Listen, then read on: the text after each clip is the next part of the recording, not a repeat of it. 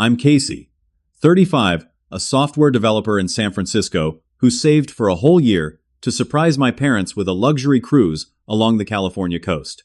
I pictured us reconnecting over gourmet dinners, creating memories to replace the ones we missed, while I built my career 3,000 miles away.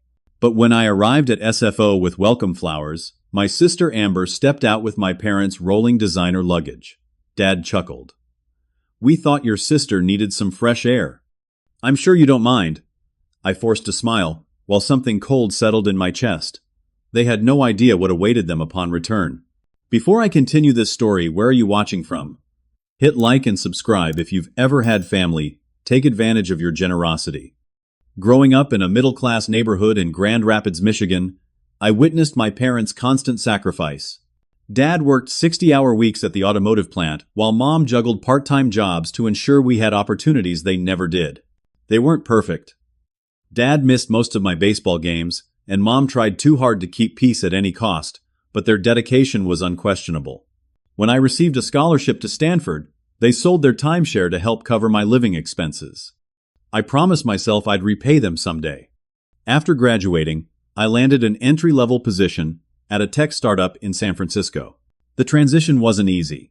Living in a shoebox apartment with 3 roommates surviving on ramen while sending money home when Dad temporarily lost his job during the recession. But those struggles paid off.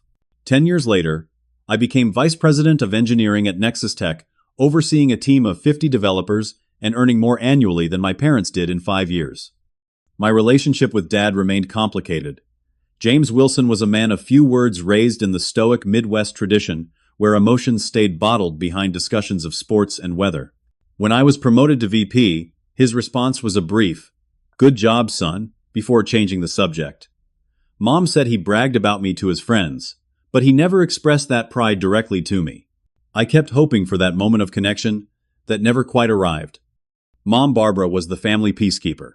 She called weekly sent care packages for every holiday and maintained the illusion of family harmony, despite mounting evidence to the contrary. Her voice would tighten when discussing Amber, but she never directly acknowledged the growing disparity between her children's life choices. Then there was Amber, my younger sister, by 4 years. Where I inherited Dad's work ethic, Amber perfected the art of minimum effort for maximum gain. Her pattern began in high school, convincing parents to buy her a car after failing 3 classes because stress was affecting her academic performance. She dropped out of community college twice each time, with parents covering lost tuition. Her brief career history read like a cautionary tale. Yoga instructor quit after 2 weeks. Social media influencer never broke 300 followers. Organic candle business abandoned when bookkeeping became too stressful. Through it all, our parents, especially Dad, defended her. Amber's finding herself, he'd say, while transferring money for her 3rd month of missed rent. Mom would send me apologetic looks, but ultimately supported whatever Dad decided. Meanwhile, I received lectures about financial responsibility when asking for help with textbooks in college. Previous family gatherings highlighted the imbalance. For Dad's 60th birthday, I flew home, organized a fishing trip, and reserved a private room at his favorite steakhouse.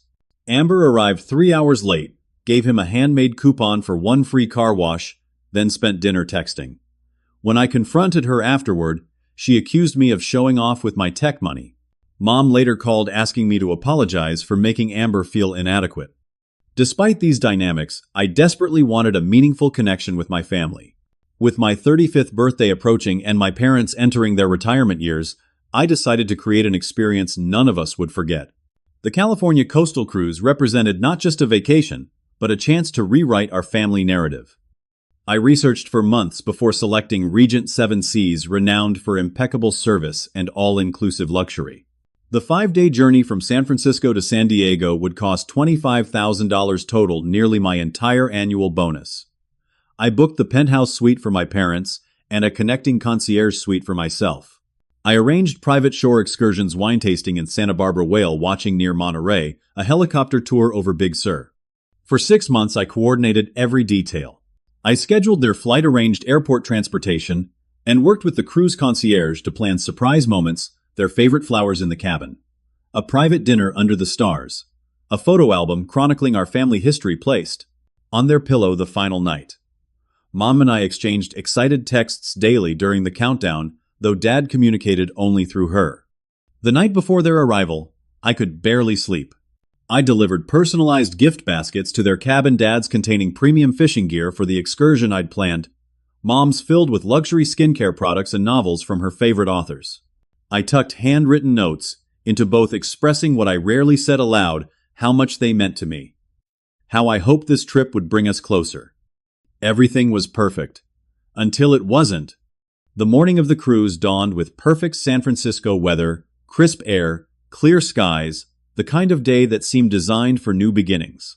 I woke at 5, double-checked the final arrangements with the cruise concierge, and confirmed the welcome champagne would be chilling in my parents' suite upon arrival. After changing outfits 3 times, I settled on business casual, wanting to look successful without appearing to try too hard. The drive to SFO took 40 minutes, during which I rehearsed the perfect greeting, imagining the surprise on their faces when they saw the luxury awaiting them. I arrived an hour early, purchasing an elaborate bouquet of my mother's favorite lilies and finding the perfect spot at the arrival gate where they couldn't miss me. As passengers from the Detroit flight began emerging, I stood straighter, scanning for my father's distinctive silver hair and mother's petite frame. My heart raced with anticipation. Then I saw them, Dad looking uncomfortable in his travel clothes, Mom smiling tiredly while clutching her worn carry-on. But my smile froze as a third figure emerged behind them. Amber, sporting oversized designer sunglasses, pulled 2 matching Louis Vuitton suitcases that I knew cost more than her claimed monthly income. She spotted me first, offering a smug little wave. My brain refused to process what I was seeing.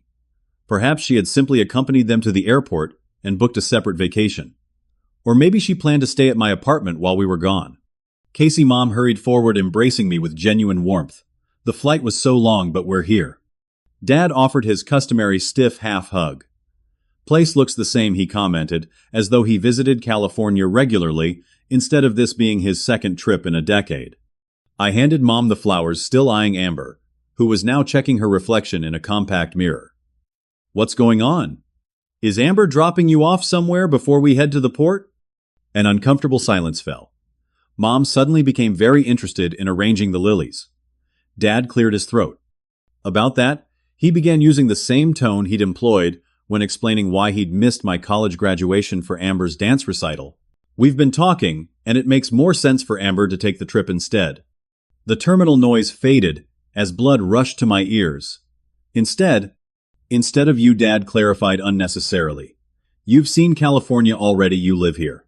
Amber's been having a tough time since that assistant manager position fell through. I was sexually harassed. Amber interjected dramatically. The trauma has been unbelievable. Last I'd heard, she'd been fired from a retail position for excessive absences, but I bit my tongue. Plus, Dad continued, she hasn't had a proper vacation in years. Neither had they, which was the entire point of my gift. I can't believe how generous you are. Casey, Amber cooed, finally acknowledging me directly. This trip is exactly what I need for my mental health journey. Mom at least had the decency to look uncomfortable. We thought you wouldn't mind, sweetie. You're always so understanding. $25,000 of understanding. 6 months of planning. Countless hours imagining reconnecting with my parents. All dismissed with casual entitlement. In that moment, I faced a choice that would define our family dynamic forever. I could explode, detailing every sacrifice I'd made while Amber coasted through life on parental bailouts. I could refuse, explaining that the cruise was booked under my name and couldn't be transferred. I could simply walk away, leaving them stranded at the airport. Instead, memories flooded back. Dad missing my honor roll ceremony, but taking a day off when Amber needed a ride to the mall. Mom teaching me to be the bigger person whenever Amber threw tantrums to get her way. The constant message that my needs mattered less, because I was more capable. Sure, I heard myself say the word tasting like ash. No problem. Dad clapped my shoulder. That's my boy. Always practical. The drive from the airport to the cruise terminal passed in a blur of dissociation. Amber dominated the conversation, detailing her latest entrepreneurial vision for custom astrology readings, requiring only a small initial investment. Mom made polite inquiries about my work, which Dad interrupted to complain about airport security. No one mentioned the cruise specifics, the planning involved, or the cost. As we approached the gleaming ship docked at the port, a crew member recognized me from my planning visits. "Mr. Wilson, everything is prepared exactly as you requested," he said, before noticing my family. Confusion crossed his face. "Will you be checking in separately?" "There's been a change of plans," I explained woodenly. "My sister will be taking my place." His eyes widened slightly before professionalism took over. "Of course, sir. We'll need to process some paperwork to transfer the reservation." While the staff adjusted the booking, Amber immediately began inquiring about cabin upgrades. "Is the penthouse suite the highest category?" "What about the owner's suite?" I read online that some people get complimentary upgrades just by asking. Dad stood silently examining the ship with appraising eyes, while Mom squeezed my arm. "This is very generous, Casey. We'll miss having you along." Not enough to actually include me, apparently. The final goodbye at the gangway felt surreal. Dad was already discussing shore excursion options, with a crew member barely acknowledging my departure. Mom hugged me tightly, whispering, "We'll take lots of pictures." Amber's parting words cut deepest. "Don't worry, I'll make sure they have an amazing time. They deserve this break after everything they've done for us." For us. As though we'd jointly gifted this experience instead of her hijacking mine. I stood at the port watching them board the luxury vessel I'd spent a year dreaming about, feeling like an outsider to my own family. The ship would sail in 2 hours. I had nowhere to be. For the next 5 days, my apartment was stocked for vacancy. My calendar cleared for quality time. That wouldn't happen. As I turned to leave, my phone pinged with a text from Amber. "Can you increase the onboard credit? The spa packages are pricier than I expected." Something inside me hardened. They had no idea what awaited them upon return. The drive back to my apartment passed in a haze of disbelief. The cruise ship's horn sounded in the distance, a mocking reminder of celebrations continuing without me. My home, normally a sanctuary of order and comfort, felt hollow. I'd cleared my shelves of personal items, preparing for 5 days of absence. Now the emptiness mirrored the void expanding in my chest. I collapsed onto the couch, fingers trembling, as I called Marcus, my closest friend since college orientation. They did what Marcus's outrage provided: momentary validation. "After everything you've done, man, that's some next-level entitlement." "I should be used to it by now," I said, voice cracking, despite my efforts to sound casual. "Amber needs, Casey provides." The Wilson family motto. Screw that. You need to cut them off completely. Change your phone number, move apartments, the whole witness protection package. I almost smiled. Marcus had never understood my continued efforts with family. His own parents, supportive, present, proud, gave him no frame of reference for my reality. "I can't just erase them," I explained, though the thought held surprising appeal. "They're still my parents. Parents who just stole 25 grand from you and didn't even say thanks," Marcus countered. "This isn't normal, Casey. It's exploitation." The word landed like a physical blow. My therapist, Dr. Allen, had used similar terms during our sessions discussing family dynamics. "You've become accustomed to transactional relationships where your worth is measured by utility," he'd observed months earlier. "You're the responsible one, the provider, the fixer, roles that bring conditional approval but never genuine appreciation." I dismissed his assessment as overly dramatic. Now, staring at my barren walls, I couldn't avoid the truth. I'd spent years chasing momentary scraps of parental approval, each disappointment rationalized away. The cruise represented my grandest attempt yet, and they'd reassigned it without hesitation, assuming my compliance because history had taught them I'd always acquiesce. Something shifted inside me. Not the familiar resignation, but something hotter, more vital. Not quite anger, more like dignity, awakening after long hibernation. "You know what I told Marcus? I think it's time I took a vacation of my own." The next 5 days became an unplanned journey of self-discovery. While my family cruised the California coast on my dime, I embarked on a different voyage, one charting the treacherous waters of family dynamics and personal boundaries. Day 1 began with Muir Woods at dawn. While tourists typically crowded the ancient redwood sanctuary early mornings, belonged to locals who respected the cathedral-like silence. Standing among trees that had witnessed centuries of human drama, my situation gained perspective. What were family disappointments against the backdrop of such enduring giants? Yet the redwoods offered another lesson. They survived by establishing firm root systems and sufficient space from competitors. Nature's boundary setters. I hiked until physical exhaustion temporarily silenced mental anguish, then treated myself to breakfast at a cliffside restaurant I'd always considered too extravagant. The server recommended champagne, celebrating something special. My independence, I replied, surprising myself with the answer. Day 2 featured the luxury spa package I'd arranged for Mom. The receptionist raised eyebrows at my name change request, but accommodated after I explained the circumstances. Family's right, she sympathized. My brother borrowed my car for a weekend once and returned it with an empty tank and a parking ticket. Did you forgive him? I asked, genuinely curious about how normal siblings navigated conflict. Eventually. After he detailed my car and paid the ticket plus interest, she smiled.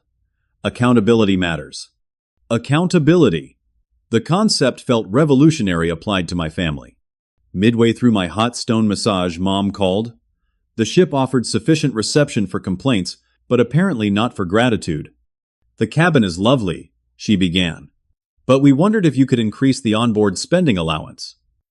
Amber found these wonderful excursions that aren't included. I've already paid for excursions. I interrupted, an unprecedented act in our relationship. They're pre-arranged with the concierge. Oh, her confusion was audible. Amber said those were just suggestions, not confirmed bookings. Of course she did. The excursions cost $4,000, Mom. They're confirmed. I see. The awkward pause stretched. Well, we're having a wonderful time. Wish you were here. The platitude stung more than honesty would have. No, you don't. If you had, Amber wouldn't be in my place. Another pause. Casey, you know your sister needed... I have to go, I said another first.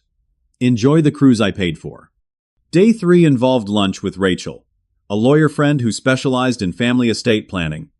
Over artisanal pizzas, I detailed decades of financial imbalance between Amber and me. This isn't just about the cruise, Rachel observed. It's about establishing consequences for boundary violations.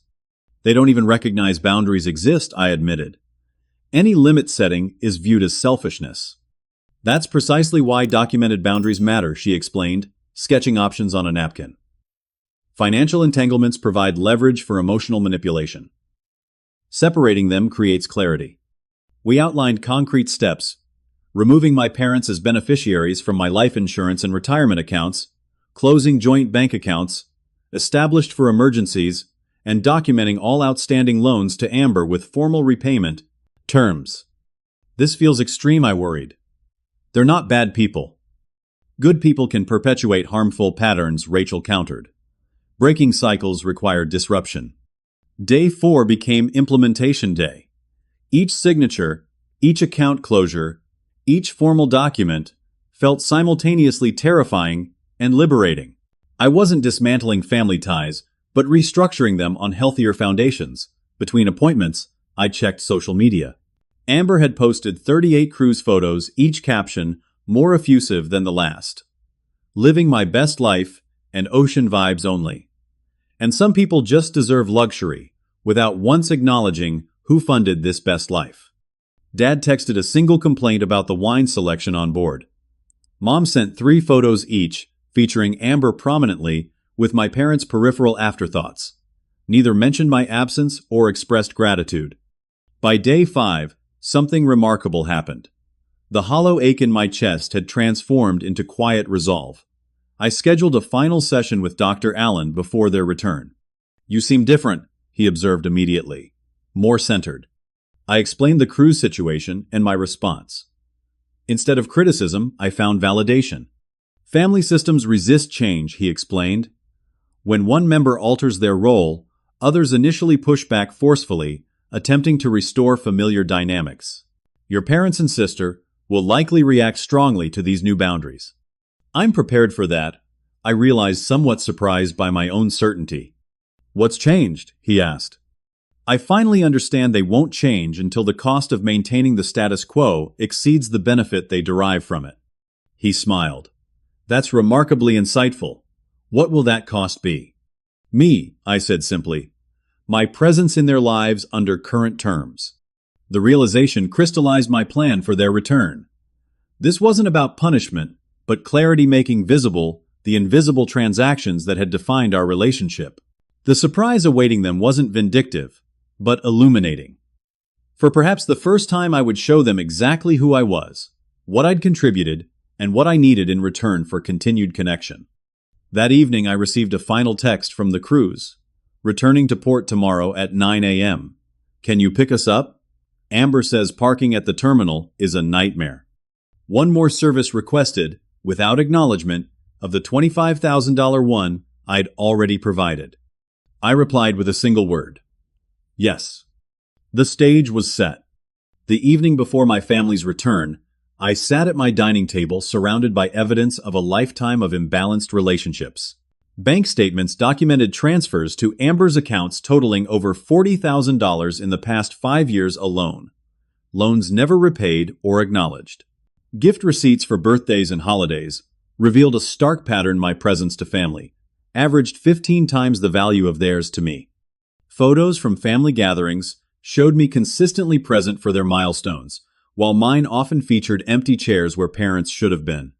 The cruise wasn't an anomaly, but the culmination of an established dynamic. More troubling than the financial disparity was the emotional ledger, the constant withdrawals from my reserves of goodwill, without corresponding deposits of appreciation or reciprocity. You're not actually going to present them with an invoice, are you? Marcus had asked earlier, helping me organize the physical evidence. Not literally, I clarified, but they need to see the pattern made visible. My financial advisor, Stephanie, had been more direct during our emergency meeting. Your sister is a financial vampire, she stated, bluntly reviewing my accounts. And your parents are enabling her at your expense. Together, we had implemented immediate protections, removing my parents as authorized users on my credit cards, changing banking passwords, and documenting all outstanding loans to Amber. Stephanie helped me establish an automated system for any future family financial requests they would need to submit formal loan applications with defined repayment terms. They'll hate this, I acknowledged. They might, Stephanie agreed. But hate is sometimes healthier than exploitation. That conversation echoed as I prepared my apartment for their return. In the living room, I created a simple but powerful display. One wall featured a timeline of financial support, I'd provided another. Showcased important life events where family had been absent. Between them stood a small table bearing 3 items that represented my new boundaries. First, a beautiful handcrafted wooden box containing copies of the formal loan documentation for Amber's borrowing, including payment schedules and consequences for default. Second, a calendar marked with dates. I was genuinely available for family events, alongside clear notations of my personal commitments that would take precedence. Third, a framed quote from my therapist. Love without boundaries isn't love, it's manipulation. This wasn't about revenge, but revelation, making visible what had remained conveniently invisible. The display wasn't meant to sever ties, but to transform them. I wanted connection with my family, but not at the cost of my dignity. While arranging these elements, memories surfaced of previous attempts to establish boundaries. When I declined funding, Amber's third failed business venture, a specialty dog bakery abandoned after 2 weeks, Dad hadn't spoken to me for months. When I missed Christmas due to appendicitis, Mom had guilted me for ruining the holiday rather than expressing concern for my health. Each attempt at self-protection had been reframed as selfishness. I recalled a particularly painful episode 3 years earlier. After receiving a substantial promotion, I'd invited my parents to San Francisco for a celebration dinner. They'd agreed enthusiastically only to cancel 3 days before when Amber needed help moving to a new apartment after another eviction. She doesn't have anyone else, Mom had explained, as though I did. I'd sat alone at a table for 3, accepting congratulations from waitstaff who assumed my guests were merely late. The pattern was clear. Amber's emergencies always outranked my achievements. My stability was taken for granted, while her chaos commanded attention. This dynamic wouldn't change through hope alone. It required concrete consequences. The night before their return, I rehearsed what needed saying, practiced maintaining calm when faced with inevitable defensiveness, and prepared responses to predictable accusations of selfishness. I reminded myself that healthy families welcomed honest communication rather than punishing it. Rachel called to check my emotional state. Remember, they've had decades to perfect their roles in this dynamic. They'll employ every tool that's worked before guilt: anger, dismissal, historical revision. Stay focused on the present reality. What if they just leave, I asked, voicing my deepest fear. Then they're choosing the dynamic over the relationship, she said gently, which would be painful, but clarifying. I barely slept that night, alternating between doubt and determination. By morning, exhaustion had given way to strange calm. I dressed carefully in clothes that made me feel confident, not the desperate to impress outfits I typically wore for family visits. After a strengthening breakfast at my favorite cafe, I drove to the cruise terminal, rehearsing deep breathing techniques Dr. Allen had taught me. The plan wasn't about winning an argument, but changing the conversation entirely. For 35 years, I'd been speaking the language of unconditional giving, while my family responded in the dialect of entitled taking. Today, we would finally address this fundamental miscommunication. As the massive ship appeared on the horizon, I felt neither anger nor anxiety, but resolution. Whatever happened next would establish the template for our future relationship, or the absence of one. The outcome wasn't entirely in my control, but my response to it was, for the first time in our family history, I would prioritize self-respect over approval-seeking. My phone buzzed with a text from Amber. "We have 8 bags between us. Make sure you empty your trunk." I smiled at the perfect encapsulation of our dynamic. One final assumption of accommodation before everything changed. The ship docked. Passengers began disembarking. I stepped out of my car and waited for my family to emerge, ready at last to reclaim my place, not as the family doormat, but as an equal member deserving of consideration and respect. The moment of truth had arrived. The cruise terminal bustled with returning passengers, their faces reflecting the satisfaction of vacation afterglow. I stood somewhat apart from the crowd, watching for my family while mentally rehearsing the coming conversation. When they finally appeared among the disembarking travelers, the contrast in their appearances was striking. Mom looked genuinely refreshed, her normally tense features, relaxed skin glowing from professional spa treatments I'd arranged. Dad walked with unusual ease, the chronic stiffness in his posture, remnant of decades in factory work, temporarily relieved by 5 days of luxury. Amber trailed slightly behind, arms laden with shopping bags bearing high-end boutique logos. Designer sunglasses perched atop her head, despite the terminal's indoor lighting. Casey Mom spotted me first, waving enthusiastically. The trip was absolutely wonderful. I offered a polite smile, helping collect their luggage, considerably more than they'd departed with, thanks to Amber's shopping sprees. Dad clapped my shoulder in his version of affection. Ship was top-notch, he offered the closest he'd come to, acknowledging the quality of my gift. Food was incredible. Amber thrust her shopping bags at me without greeting. "Be careful with those, everything's designer." The drive from the port to my apartment featured enthusiastic recounting of excursions I'd planned, meals I'd pre-arranged, and amenities I'd researched extensively. Not once did anyone acknowledge these preparations, or express direct gratitude for the experience itself. The helicopter tour over Big Sur was breathtaking. Mom gushed. The pilot said someone had requested special champagne for the flight. "That would be me," I said quietly. No one seemed to hear. And the private dinner on the terrace, Dad added, uncharacteristically animated. "Never seen stars like that over the ocean." "I arranged that 4 months ago," I noted. Again, no response. Amber dominated the conversation with complaints about minor imperfections. The massage therapist pressed too hard even after I told her twice about my sensitive skin. And the caviar selection was limited compared to what my friend Jasmine experienced on her seaborne cruise. As we approached my building, Amber casually dropped the comment I'd been expecting. "We should plan the next family trip soon. Maybe the Mediterranean, Casey. You could research cruise options there. You're so good at handling details." The familiar assumption that I existed to facilitate their experiences without inclusion. Something that would have stung days earlier, now simply confirmed the necessity of my planned intervention. Parking at my building, I helped unload their excessive luggage, leading them toward my apartment with deliberate calm. The moment we stepped inside, the atmosphere shifted palpably. My living room, transformed from its usual minimalist aesthetic, now displayed the visual history of our family's imbalanced dynamic.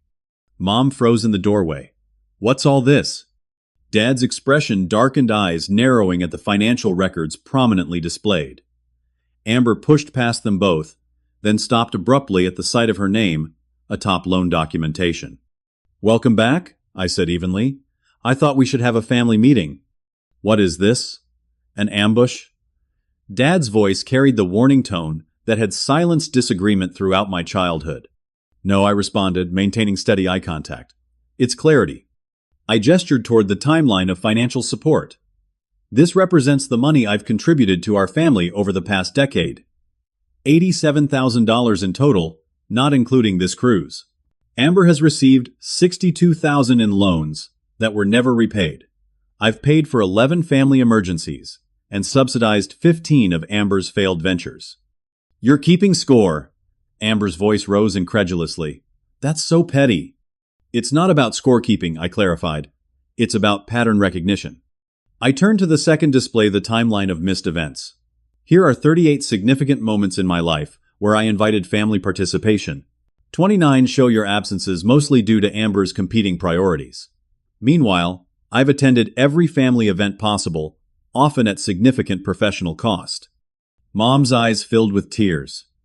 "Casey, we didn't know you felt this way." "I've expressed these feelings consistently," I countered gently. They were dismissed as sensitivity or selfishness. Dad's face flushed with anger. "So you're punishing us because you're jealous of your sister." Real mature Casey. The old accusation designed to shame me into compliance landed without effect. This isn't about jealousy, it's about reciprocity. Healthy relationships involve mutual consideration, not one-sided accommodation. I indicated the small table bearing the 3 symbolic items. Moving forward, our relationship will change in several ways. First, I've documented all outstanding loans to Amber with repayment schedules. Second, I've established clear boundaries around my time and resources. Third, I've removed automatic access to my finances. Amber's reaction was immediate and explosive. "You can't do that. What about when I need help with rent? Or when my car needs repairs?" "You're 31 years old," I noted calmly. "Those are your responsibilities, not mine." "I can't believe you're being so selfish," she shouted, employing the familiar tactic that had always made me back down previously. "After everything this family has done for you." Rather than defending against the accusation, I simply asked, "What specifically has this family done for me in the past 5 years that didn't require something greater in return?" The silence was deafening. Mom attempted reconciliation. "Casey, honey, families help each other. That's what we do." "No, Mom. I help everyone while receiving nothing in return. That's what we do. And it stops today." Dad's anger escalated. "So you're holding the cruise over our heads. Is that it? Fine, tell us what it cost. We'll pay you back and be done with your little tantrum."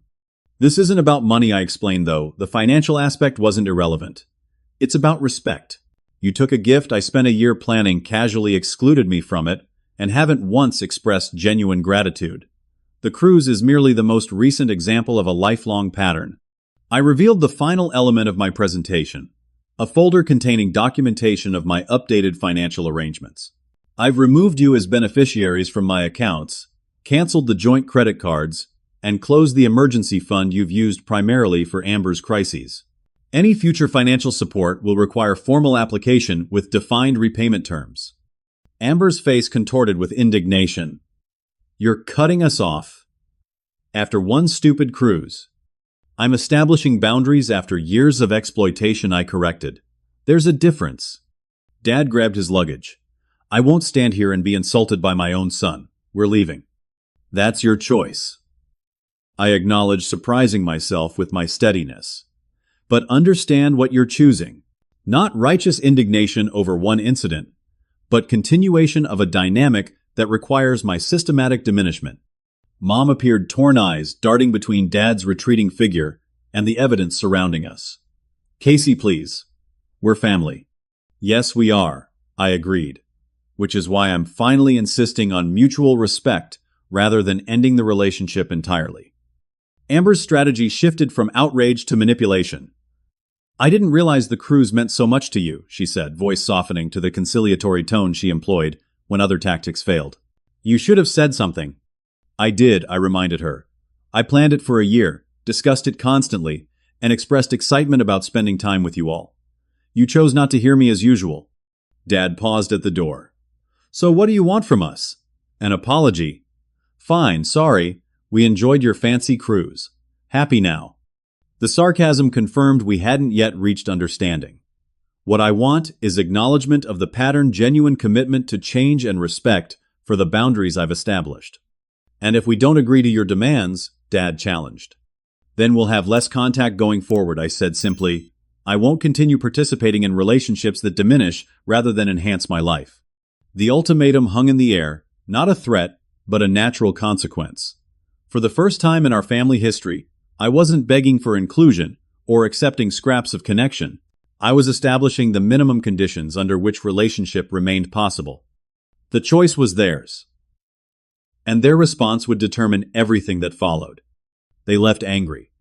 Dad stormed out, first suitcase wheels squealing against hardwood floors, muttering about ungrateful children and after everything we've sacrificed. Mom followed, reluctantly torn between loyalty to her husband and the uncomfortable truths displayed on my walls. Amber departed last, pausing at the doorway to deliver what she believed was a devastating parting shot. "Don't expect to be included in any more family gatherings." The irony of her statement, threatening exclusion from events I typically funded, might have been comical under different circumstances. As the door closed behind them, the silence felt both deafening and peaceful. I stood motionless in my living room, surrounded by evidence of decades of imbalance, experiencing the strange aftermath of necessary confrontation, part grief, part relief. Marcus arrived 20 minutes later with takeout and supportive presence. "How bad was it?" "Exactly as expected," I admitted, picking at pad thigh without appetite. Dad angry, Mom tearful, Amber manipulative. The Wilson family crisis response playbook executed perfectly. "And how are you feeling?" I considered the question carefully. "Like I've performed necessary amputation without anesthesia. Painful, but potentially life-saving." The week following brought precisely zero contact from family, the silent treatment being their standard response to boundary setting. I immersed myself in work-accepted dinner invitations I'd normally decline, and attended therapy twice. Dr. Allen noted, "Subtle changes in my demeanor, straighter posture, more decisive speech, decreased qualification of opinions." "You're occupying your full space," he observed during our session, "not apologizing for your existence." On day 8, the first contact arrived, a tentative text from Mom. "Are you still upset with us?" The phrasing revealed she still framed the situation as my emotional overreaction rather than legitimate grievance. Progress would require patience. I responded carefully. "I'm not upset. I'm establishing necessary boundaries after the cruise situation highlighted long-standing patterns in our relationship." 3 hours passed before her reply. "We miss you." A statement that would have immediately weakened my resolve previously now prompted careful consideration. "I miss aspects of our relationship too. I'm open to rebuilding on healthier terms." 2 more days of silence followed. Then surprisingly, another text, "Your father doesn't understand why you're doing this, but he's been quieter since you showed us those timelines. I never realized how many of your events we missed." A small acknowledgement, but significant, from a family system resistant to self-reflection. Meanwhile, Amber launched a multi-platform campaign to reframe the narrative. Social media posts alluded to toxic family members who weaponized generosity and setting boundaries against emotional blackmail. Friends who knew our history recognized her characteristic reality inversion, claiming victimhood while being the perpetrator. Dad maintained complete silence for 3 weeks before an unexpected phone call on a Tuesday evening. "Your mother thinks I should talk to you," he began without greeting, voice gruff with reluctance. I appreciate that I responded neutrally. "I still think you're overreacting about the cruise." I waited, offering neither agreement nor defense. His discomfort with silence eventually prompted continuation. "But I looked at those charts you made. All those missed graduations and award ceremonies. Didn't realize there were so many." 29 significant events, I confirmed. Another uncomfortable pause. Guess I've been more present for Amber's stuff. Yes. She needed more support, he offered the familiar justification. That was your perception, I acknowledged. And your choice. The conversation progressed, haltingly punctuated by defensive retreats and tentative advances toward understanding. We ended without resolution, but with a small opening, Dad agreed to coffee the following week, just the two of us. That meeting proved awkward, but important. Dad remained defensive about financial disparities. We raised you to be independent, so we focused resources on Amber, but acknowledged the emotional imbalance for the first time. Maybe we took you for granted because you never caused problems. 3 months after the confrontation came the first test of new boundaries Thanksgiving. Traditionally held at my parents' Michigan home, this year's invitation came with Amber's caveat that family disputes should be set aside for holidays. Translation: my boundaries should be temporarily suspended for family comfort. I declined politely, instead hosting friends for an orphan Thanksgiving that proved more genuinely nourishing than any family gathering in recent memory. The freedom to enjoy connection without hypervigilance against criticism felt revolutionary. Christmas presented a more complex challenge. Mom called directly, voice tentative. We'd really like you to come home for Christmas, Casey. It's been difficult without you. I appreciate the invitation, I responded. I'm open to attending with certain understandings in place. What understandings? Wariness colored her tone. Acknowledgement of past patterns, respect for current boundaries, and commitment to more balanced interaction. Silence stretched between us. Then, surprisingly, that seems reasonable. Your father and I have been talking. We'd like to do better. The visit proved instructive. Dad remained somewhat distant, but made visible effort asking questions about my work, refraining from comparisons, to Amber acknowledging the gifts I provided, without minimization. Mom demonstrated greater awareness, intervening, when old patterns emerged, rather than enabling them. Amber's approach evolved from outright hostility to calculated martyrdom. I'm trying so hard with Casey, she told relatives within my hearing. Some people just can't move past perceived slights. When financial discussions arose, she pointedly changed subjects. 6 months after the confrontation came unexpected progress. My parents visited San Francisco without Amber. An unprecedented development. The weekend contained awkward moments, but also genuine connection. Over dinner at a waterfront restaurant, Mom reached for my hand. I've been thinking about what you said, she began hesitantly, about enabling Amber at your expense. I didn't see it that way for so long, but looking back, her voice faltered. I think we failed you both. Her by expecting too little, you by expecting too much. Dad, uncomfortable with direct emotional expression, nevertheless added gruffly, You were always the strong one. Maybe we leaned on that too hard. Not quite an apology, but acknowledgement, the necessary foundation for change. Amber's journey proved more complicated. When parents reduced financial support following my boundary setting, her initial response was, escalation increased, demands, emotional manipulation, threats of estrangement. When these tactics failed, she reluctantly obtained stable employment for the first time in years. Our direct contact remained minimal, but reports from Mom suggested nascent responsibility emerging from necessity. Small steps, but movement in a healthier direction. Each family member responded differently to the restructured relationship, but one truth became undeniable. The previous dynamic had served none of us well. Dad's enabling had prevented Amber's growth. Mom's peacekeeping had perpetuated inequality. My endless accommodation had fostered resentment rather than connection. Only by disrupting the established pattern could healthier alternatives emerge. The journey wasn't linear. Old habits resurfaced during stress, requiring consistent reinforcement of boundaries. Some conversations ended abruptly when defensiveness prevailed over understanding. Certain topics remained too charged for productive discussion. But slowly, incrementally, our family system began reorganizing around mutual respect rather than exploitation.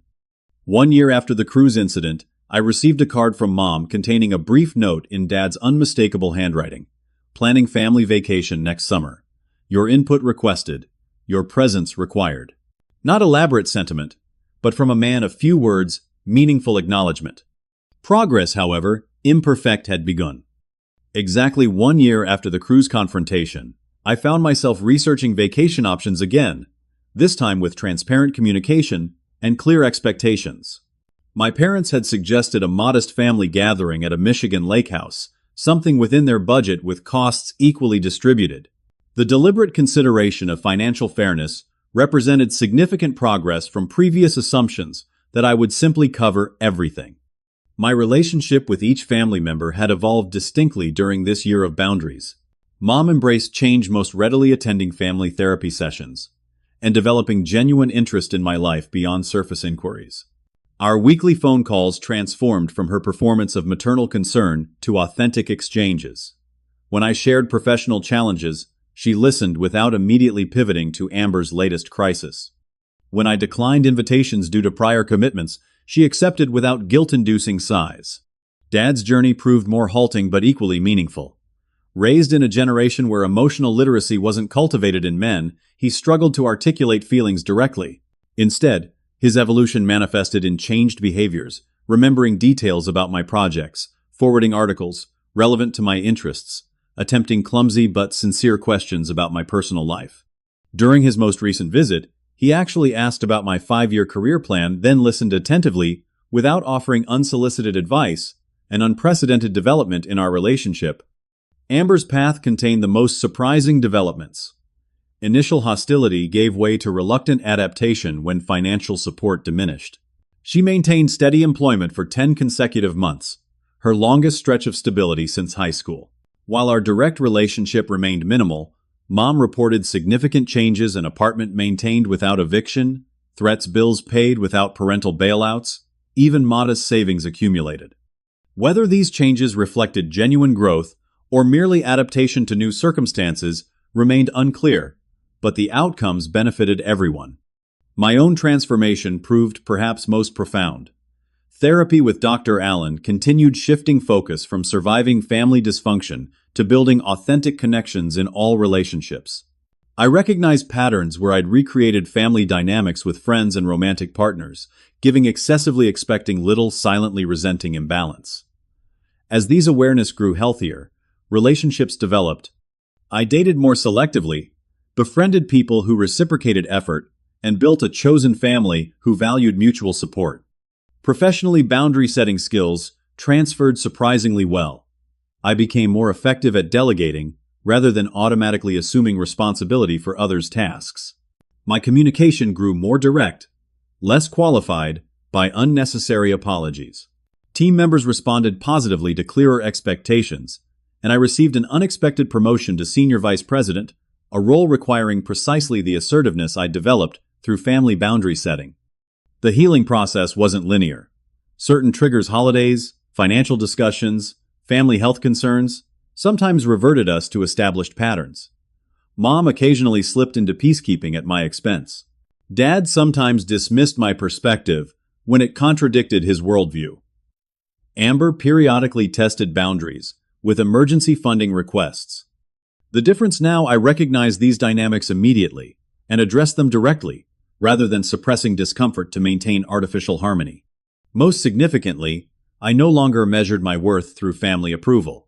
Their acceptance remained desirable, but not necessary for my sense of value. This fundamental shift from external validation to internal anchoring represented the true transformation beneath all visible changes. As the 1-year anniversary of the confrontation approached, I received an unexpected email from Amber, our first direct communication in months. The message was brief, but uncharacteristically reflective. Been thinking about the cruise thing. I didn't get it then. Starting to get it now. Working on my stuff. Maybe someday we can talk. Not an apology exactly, but acknowledgement, the essential first step toward authentic change. I responded simply, I appreciate that. Open to talking when you're ready. The lake house vacation represented our first attempt at a completely restructured family gathering. We each contributed financially according to ability. Planning involved collaborative input rather than my solo orchestration. Activities balanced individual preferences against group cohesion. Most importantly, expectations were explicitly discussed rather than silently assumed. Would everything proceed perfectly? Unlikely. Would old patterns attempt reassertion during stress? Probably. But we now possessed awareness of dysfunction and tools for correction, essential elements previously absent from our family system. The journey from doormat to self-respect required painful confrontation, sustained discomfort, and willing growth from all involved. The process contained no villains, only people trapped in dysfunctional patterns until disruption forced evolution. The pain of boundary setting ultimately proved less damaging than the slow erosion of enabling. By refusing to participate in established dynamics, I created space for healthier alternatives, not just for myself, but for everyone involved. Perhaps that represents the most powerful lesson from this experience. Sometimes the most loving action isn't accommodation, but confrontation. Sometimes the greatest gift isn't financial support, but uncomfortable truth. Sometimes healing requires temporary pain, like setting a broken bone to enable proper healing, rather than allowing continued dysfunction to avoid immediate discomfort. The family cruise intended as reconnection became separation, instead, a necessary divergence before authentic reunion became possible. The journey continues, progress uneven, but direction clear. We're learning imperfectly, but genuinely how to love each other without diminishment, support without exploitation, connect without consumption. If you've stayed with me through this story, perhaps you recognize elements of your own family dynamics. Maybe you're the responsible one, the fixer, the provider, wondering if setting boundaries makes you selfish. It doesn't. Healthy limits aren't walls, but clearly marked property lines establishing where you end and others begin. Without them, authentic connection remains impossible. What boundaries might you need to establish in your own relationships? Have you confused accommodation with love, enabling with support? Share your thoughts in the comments below. If this story resonated with you, please hit that like button and subscribe for more stories about navigating complex family dynamics. Thank you for witnessing my journey from doormat to dignity, a path many walk but few discuss openly. Remember, sometimes the most difficult journeys lead to the most necessary destinations.